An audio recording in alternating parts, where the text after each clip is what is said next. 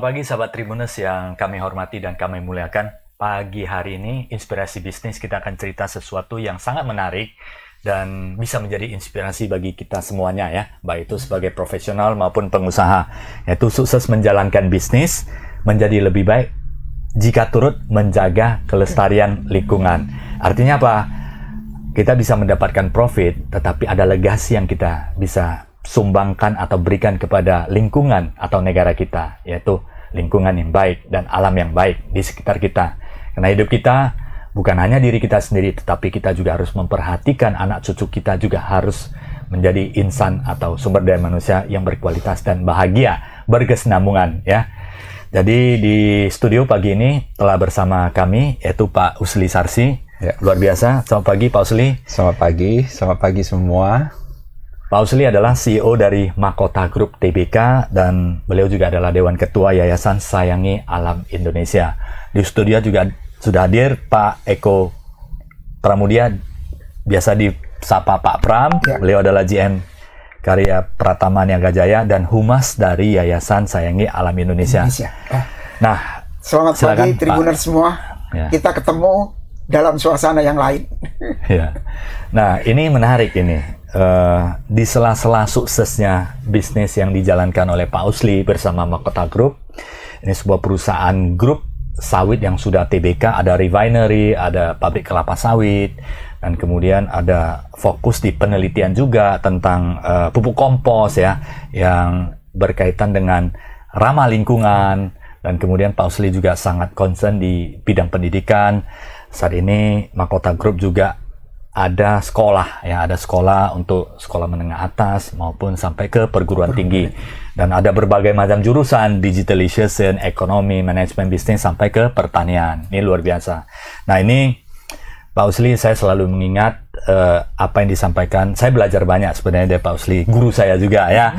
Belajar banyak bagaimana bisa menyelaraskan bahwa hidup ini, bisnis ini tidak semata-mata mencari uang ya. Uang itu akan datang sendiri dan akan menjadi partner kita jikalau kita melakukan hal yang baik. Nah, hal baik inilah yang menjadi sebuah konsentrasi, yang menjadi sebuah pedoman yang saya selalu akan sharing kepada berbagai teman-teman dimanapun saya berada, bahwa lakukan hal yang baik dan lakukan hal yang bermanfaat bagi lingkungan.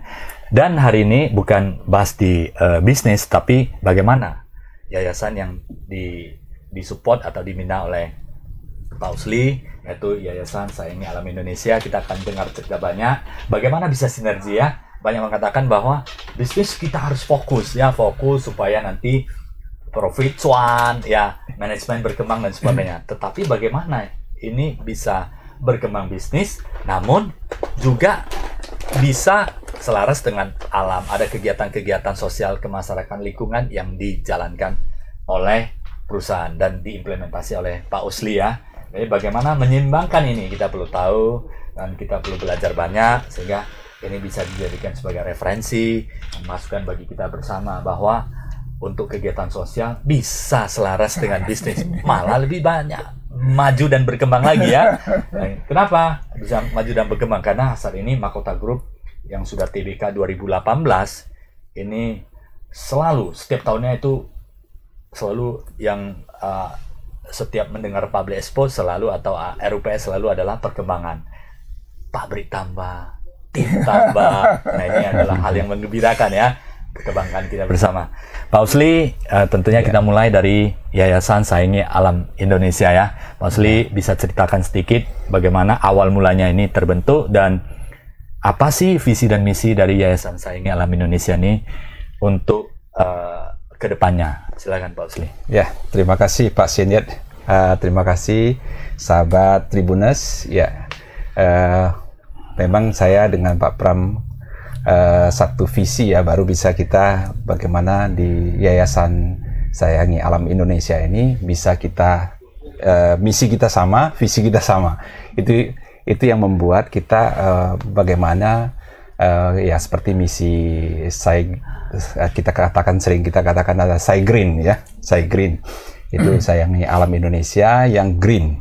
Jadi misi kita adalah menyelenggarakan kegiatan berbasis lingkungan dan menghormati keberadaan semua makhluk sehingga patut dijaga dan dilestarikan. Sampai kita mengatakan bahwa alam ini adalah jubahnya Tuhan. sampai kita tapi kita punya pandangan bahwa jubah tersebut itu harus kita jaga, harus kita rawat. Harus kita jangan dirusak, jangan dikoyak gitu kan. Karena ini untuk masa depan generasi berikut juga harus kita wariskan gitu. Kemudian kita tentunya beberapa kesempatan misi kita adalah menginspirasi agar selalu menjaga kebersihan rumah dengan konsep Go Green. Jadi di rumah kita mulainya dari rumah. Sehingga kita lingkungan, kemudian sekeliling, tempat kerjaan, semua itu kebersihan itu menjaga kebersihan. Sampai di pabrik kemarin sering kita katakan pabrik harus konsisten menjaga kebersihan. Karena dengan kebersihan itu banyak hal yang bisa kita kalau kemarin saya lihat di satu video katanya kebersihan di rumah itu membawa hoki kan ya. di dalam setidaknya lebih sehat ya Pak ya. Kan kalau bau seperti yang nggak sedap, kemudian tamu kalau datang ke rumah kita juga kurang nggak nyaman gitu. Jadi seperti misi kita juga mendidik generasi sedini mungkin. Jadi dari pendidikan agar terwujud anak-anak yang berkarakter mulia gitu. Jadi kita yang memiliki wawasan lingkungan hidup gitu, lingkungan dan alam dari anak kecil, dari PAUD, dari TK, SD, itu semua kita harus makanya kemarin dari sistem pendidikan kita masukkan untuk bagaimana anak-anak itu disuruh nanam bibit pohon kecil gitu, kemudian merawat, tanam sayur itu supaya membuat anak-anak itu sadar tentang bagaimana menjaga lingkungan hidup. Luar biasa Pak Usli. Jadi ada 3 ya Pak ya misi dari Sayangi Alam Indonesia. Pertama adalah untuk menjaga lingkungan dimanapun kita berada sehingga lingkungan ini dapat lestari sampai ke generasi-generasi berikutnya yang sangat panjang.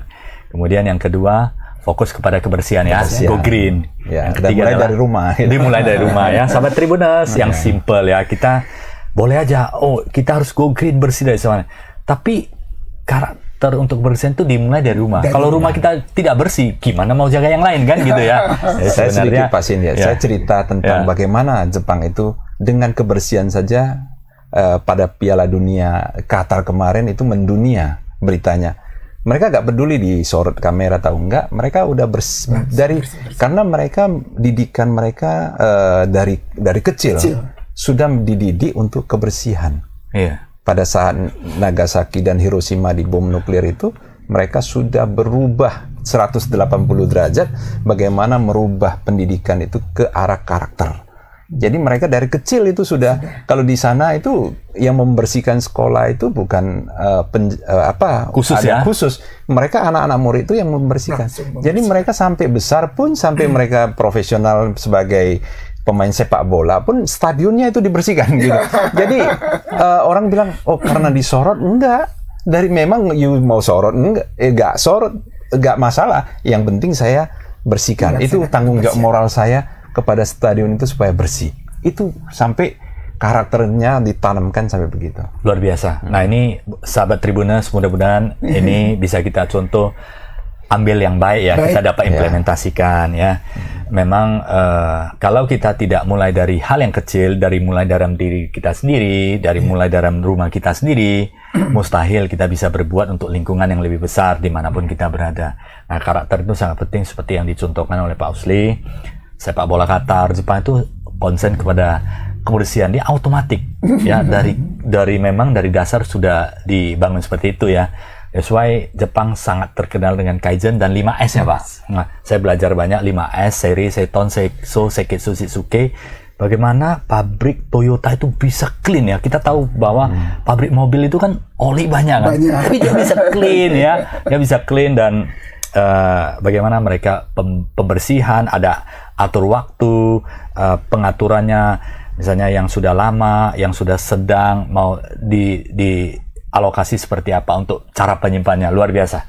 Dan ini mengingatkan kembali saya ke konsep 5S-nya Jepang ya Pak ya. Jepang. Nah ini, apakah ini yang menginspirasi saya kalau melihat beberapa bisnis ya dari atau pabrik-pabriknya Makota Group selalu di daerah-daerah yang menjadi pabrik atau kegiatan bisnis Makota Group itu selalu ada pendidikan, lembaga pendidikan, baik itu berskala yang tidak terlalu besar sampai kepada yang besar. Kalau di Medan sudah jelas ya, kantor pusat, bahkan ada universitas yang berdekatan. Ini apa sebuah konsep harus berdampingan, Pak Usli? Ya, sebenarnya letak supaya kita lebih bisa memantau. Seperti kalau di Medan itu kan lebih pusatnya kita kan, di sini kita domisili. Kantor kita di lantai 27, kita tinggal ke bawah kan lantai 25 gitu kan. Jadi itu tinggal satu lift aja kan, memudahkan kita untuk mengawasi, mengarahkan, dan yang hal yang kalau ke Marelan kita juga sebentar kita udah sampai gitu.